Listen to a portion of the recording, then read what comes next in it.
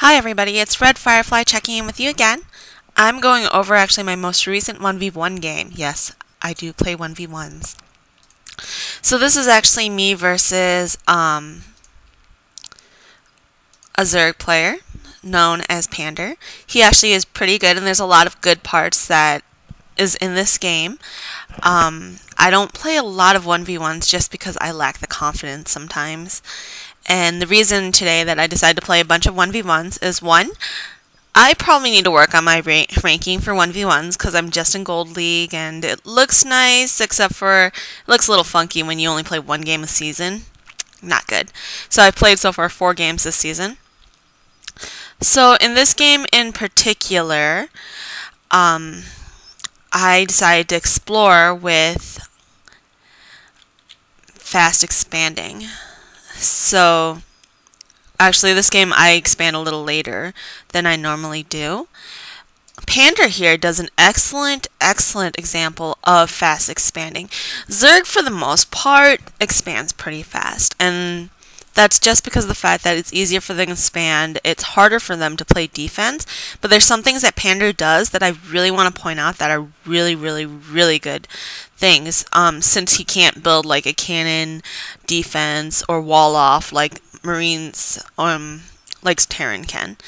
He comes to scout my base, and as you can see I wall off so he can't get in at all. He goes back and forth and then he sits there.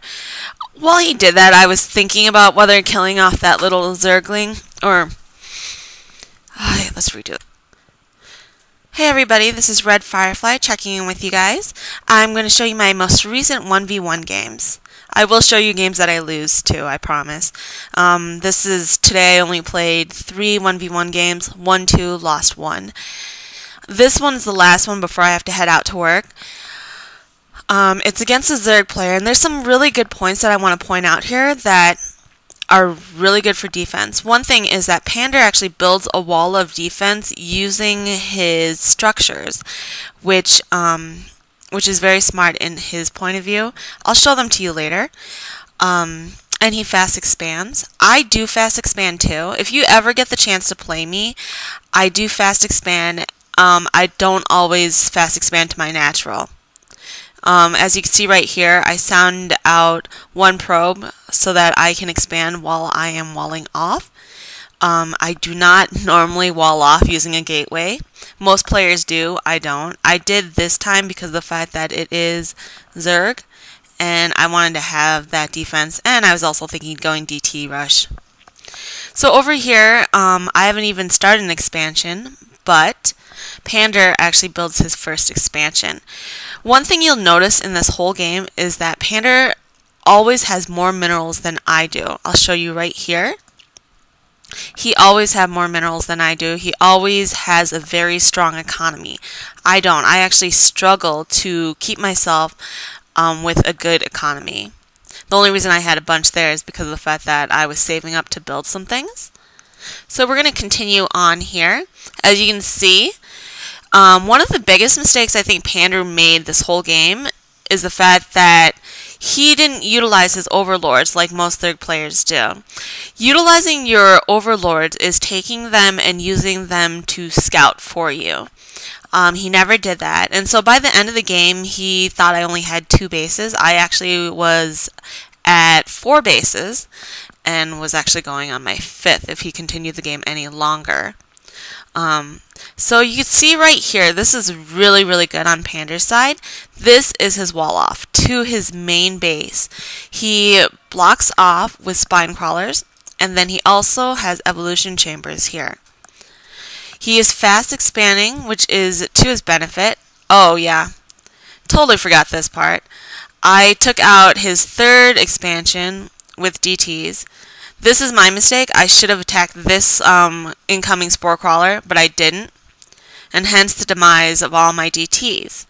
So it slowed him down a little bit as far as getting his hives out, but as you can see up here, his economy is still very strong, much stronger than mine.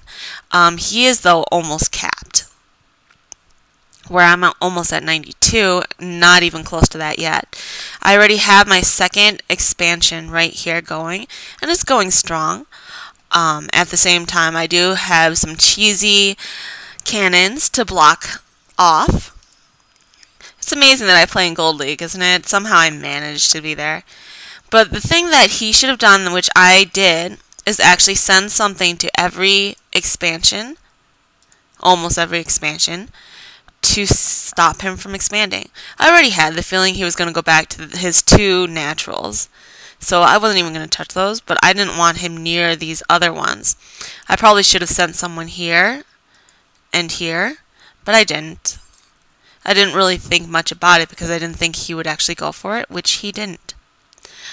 At the same time, I decide that it's best for me to go air.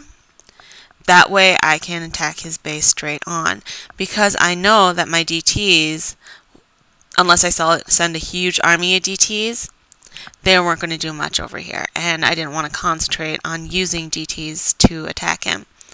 Now, PANDER does a really, really good job with his whole economy. He has a huge army of right here of roaches, and seriously, that makes me scared. That makes me nervous.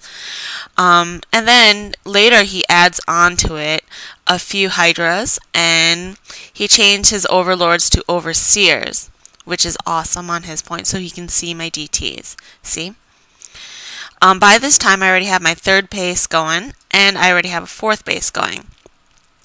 If he did what most Zergs do, which is actually making your overseers go to different places to prevent me from expanding, he might have noticed that. He didn't. I am utilizing my minerals as fast as I can, and you can see here he's pretty much capped. So he has a huge army that is going to go for me. The thing is none of these guys are even upgraded. That is sort of sad. He goes through this way, and he literally misses my 3rd base. He didn't even see it, and he decides to go straight for my base. I made the decision to not take his base on, his army on, but to go straight for his base. The reason I made that decision is because of the fact that I already have a 3rd base and a 4th base, that for him to get to them, it'll take a while because he's all land, and I could see that.